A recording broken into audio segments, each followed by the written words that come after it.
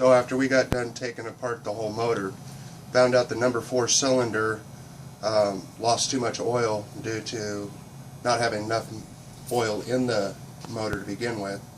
It was about down to 2 quarts of oil. And what it had done is it had scored this whole surface of the piston here, because down in the bottom of the cylinder is an oil injector that squirts the oil up to help lubricate the cylinder walls. And in doing that, it scored the inside of these cylinder walls pretty bad.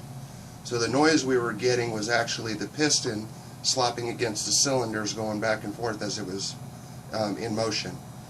You can take a shot of the inside here, and you can kind of see down in here. I'm going to get the light better,